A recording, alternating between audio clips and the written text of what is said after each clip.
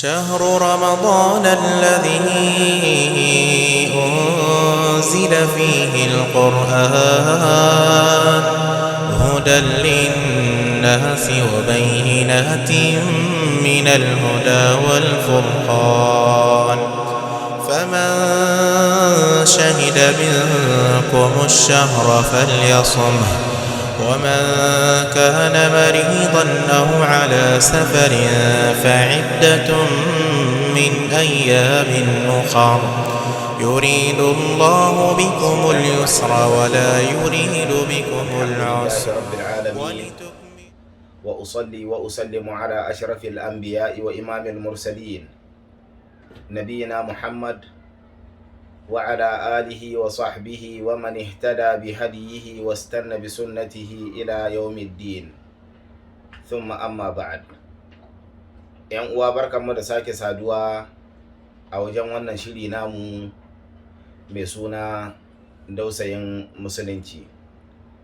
Saboda haka yau insha Allahu muna ɗauke da wani babi wanda ya kasance yana ɗaya ne daga cikin shika-shikan musulunci wanda shari'a ta shar'anta mana shi.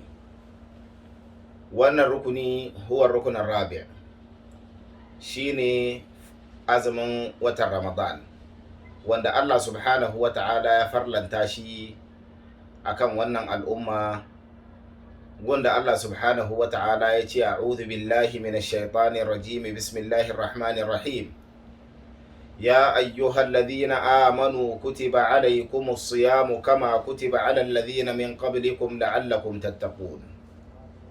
Ya ku waɗanda kuka ba da gaskiya da Allah, kuka shaida babu abin bauta da gaskiya sai Allah, annabi Muhammadu sallallahu alaihi wasallam ma'aikin Allah ne, da mu kenan Allah yake.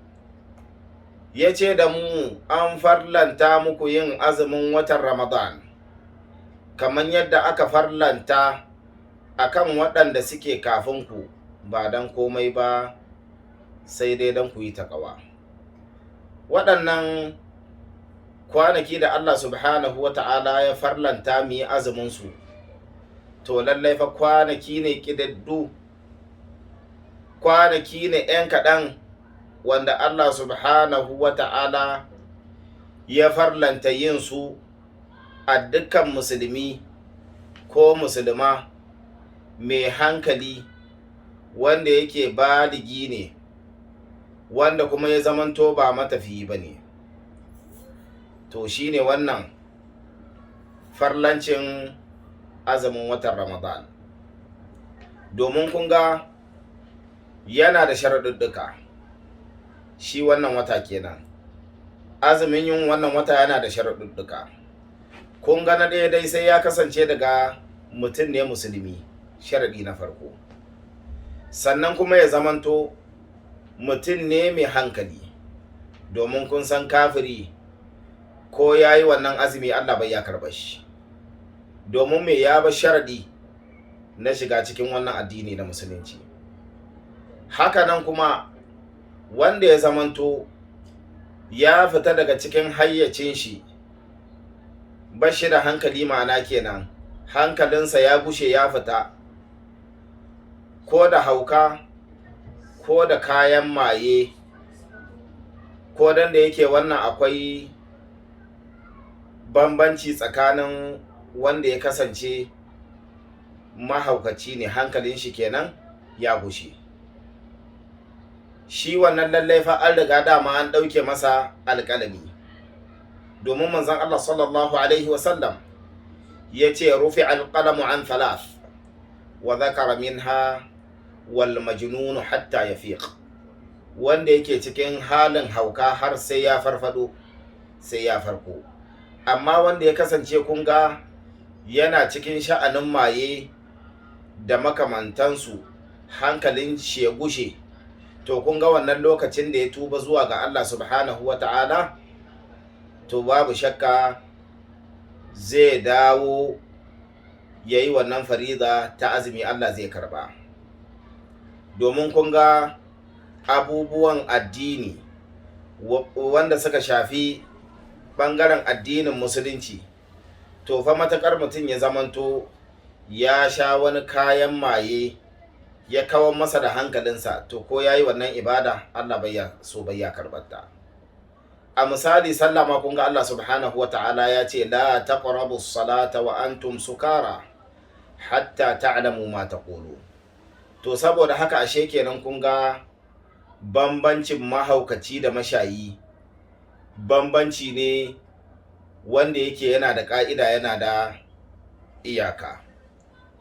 To kun ga daga cikin wannan shuruɗi kuma wanda muke bayanin su na azumin Ramadan, dukhulu shahar Ramadanul Mubarak, kaga matakar kai wannan azumi ba a watan Ramadan ba, ka ce shine maimakon wannan azumi da za ka yi na farillar watan Ramadan, to Allah bai ya so.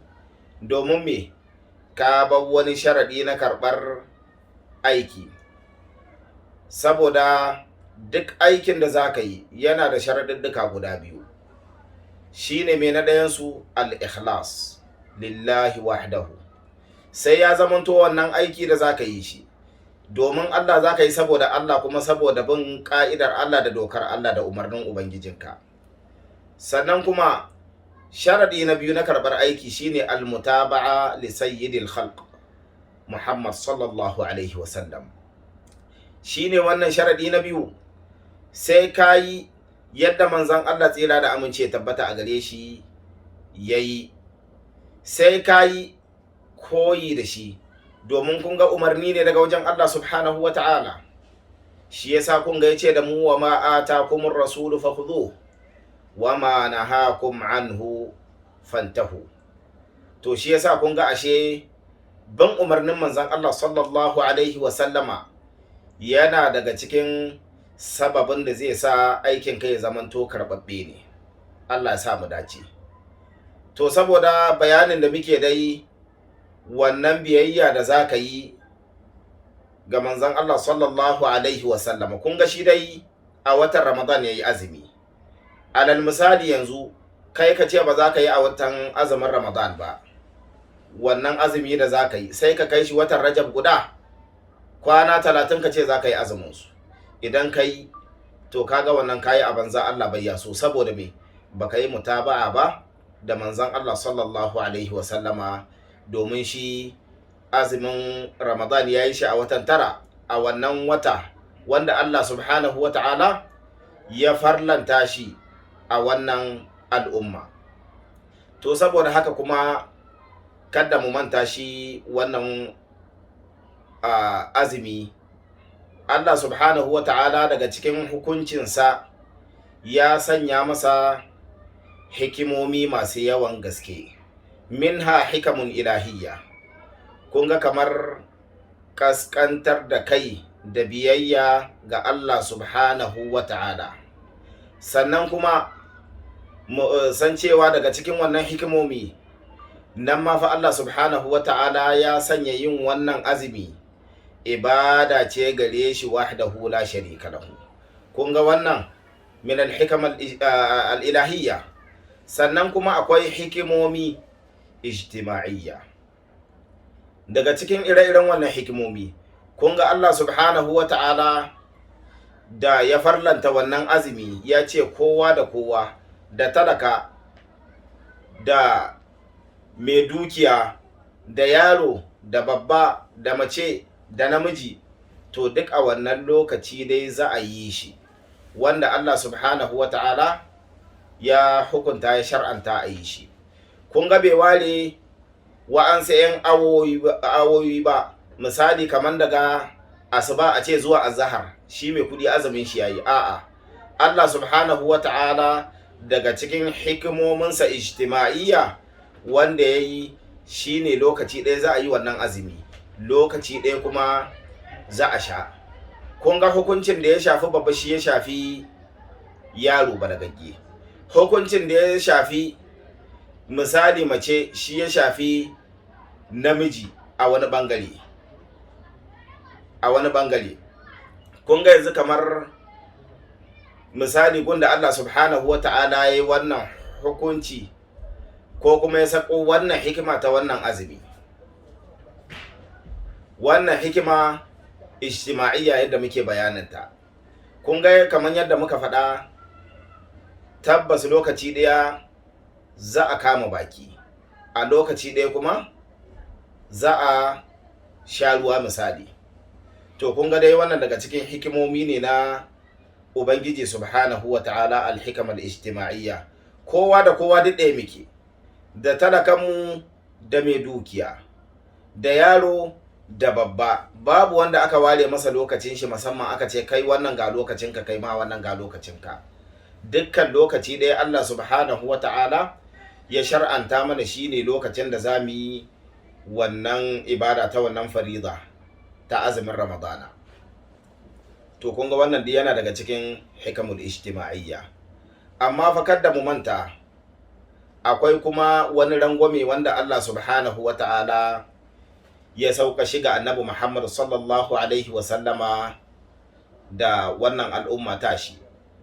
Wannan rangwame kun ga manzon Allah sallallahu alaihi wa sallama ya ware mana, ya keɓance mana irin waɗanda za su samu rangwame a wannan azumi na watan Ramadan, lokacin wannan azumi ma'ana kenan.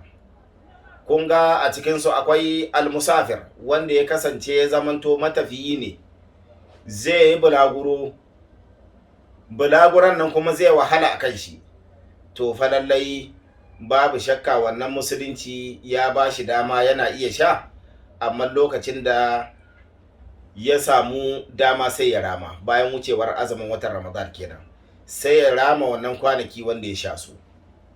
Hakanan kuma wanda ya kasance marar lafiya ne, to shi ma fa wannan babu shakka Allah subhanahu wa ta'ala ya bashi wani rangwame akan ya sha wannan azumi, amma ya rama bayan haka. Bayan kuma ya zamanto akwai wani abu wanda yake dole ne akan shi, sai ya ciyar da miskini guda, sai ya ciyar da mutum guda a duk lokacin da ya sha. Sannan kuma sai ya ƙididdige wannan iya kwanaki wanda ya sha wannan a wannan wata na azumin Ramadan, sannan ya rama su. Hakanan kuma waɗanda suke samun rangwame a cikin wannan azumi na watan Ramadan, kun ga kamar dama mun yi bayani, marar lafiya ko matafiyi, to wannan musulunci ya ba su dama akan su sha wannan azumi, bayan haka he salama. Hakanan kuma mace wacce ta kasance tana cikin al'ada ta haila, to wannan ita ma babu azumi a kanta, ba za ta yi azumi ba, sai ta ƙididdige ita ma kwanakin da ta sha, bayan haka in ya so sai ta rama. Hakanan ita ma mace wacce ta kasance tana cikin jinin biki na aihuwa kenan, damun nafas, to ita ma wannan babu azumi a kanta har sai wannan jini ya yanke, ta yi tsarki, ta samu tsarki, da ita da mai al'ada. Sannan za su ƙididdige kwanakin da suka sha na wannan azumi su rama. To kuma kada mu manta, akwai abubuwan da manzon Allah sallallahu alaihi wasallama ya riga ya ƙa'idance mana su, wanda ya kamata dama mu nisance su, muftiratu sawm kenan. Kun ga wannan abin da aka sani ne, ci da sha wannan yana karya azumi, matukar ya zamanto da gangan mutum ya ci ko ya sha a cikin yana azumi, ya ci abu ko kuma ya sha wani abun, to lallai azumin shi fa ya karya, ya lalace, ba shi da azumi, domin mu ya karya azumi wannan da gangan. Amma wanda ya kasance ba da gangan yayi ba, to fa lallai wannan azumin shi yayi, sai ci gaba da azumin shi, matukar ya ci ya sha ba da gangan ba. To domin manzon Allah sallallahu alaihi wasallama yake ce da mu, man akala aw shariba nasiyan falyutimma sawmahu fa innama at'amahu Allah wa saqa. Duk wanda ya ci ko kuma ya sha alhalin yana cikin mantuwa ba da gangan yayi ba, to ya ci gaba da azumin shi, wannan azumi nashi yayi, saboda Allah subhanahu wata'ala shine ya nufe shi da wannan ci ko kuma wannan sha, ya ci gaba da azumin shi yayi. Haka nan kuma daga cikin abubuwan da suke bata azumi ko suke lalata maka azuminka, alghiba wannan mima, to wannan suna daga cikin abubuwan da suke batawa mai yin azumi azumin shi. Domin kun san manzon Allah sallallahu alaihi wasallam yake cewa man lam yada qawla zuri wal amalu bih falaysa lillahi hajatan fi an yada ta'amahu wa sharaba. Lallai fa duk wanda ba zai bar ba magana ta asha ko kuma wani aiki na asha ba wanda bai dace ba da mai yin azumi, wata magana ta zur wacce zaka furta ta ka faɗe ta kaman irin su ghiba, kaman irin su namima, to manzon Allah sallallahu alaihi wasallam ya ce Allah bashi da buƙatar wannan azumi nashi, saboda wannan azumi da zai yi ishirwa ce da yunwa, kullun zai samu ba zai samu lada ba, in ji manzon Allah sallallahu alaihi wasallama. To saboda haka ashe mai yin azumi fa ya kamata ya zamanto ya yi shi ne yadda Allah subhanahu wa ta'ala yake son ya yi shi domin ya karɓe shi. Domin kun san dama shi azumi ma'anar azumi a lugance al-imsak, riƙon baki, wa fi shar'i abinda ake nufi da shi kuma a shar'ance shine al-imsaku anil muftirati bin niyya min tulu'il fajri ila ghurubi shamsi. Kun ga a shar'ance abinda ake nufi da azumi shine riƙon baki daga duk wani abu wanda zai karya maka ko zai lalata maka wannan azumi naka, tun daga lokacin ketowar alfijir har ya zuwa fadawar rana. To fa lallai idan aka kai wannan lokaci babu shakka azumi an yi shi cikakke daga fitowar alfijir har zuwa fadawar rana. To fa lallai wannan lokaci ne wanda ya tumma ya cika, azumi ya kai daidai, matakar an yi shi yadda manzon Allah sallallahu alaihi wasallama ya yi umarni ya yi shi ma kuma. To su ne wannan a takaice dai abubuwan da suka shafi hukunce-hukuncen azumi dai wanda muka faɗe su a takaice dai. To za mu takaita a nan jama'a, ku biyo mu a karo na biyu insha Allahu, wa jazakumullahu khaira. Wassalamu alaikum wa rahmatullahi wa barakatuh. شهر رمضان الذي أنزل فيه القرآن هدى للناس وبينات من الهدى والفرقان، فمن شهد منكم الشهر فليصمه، ومن كان مريضا أو على سفر فعدة من أيام أخر.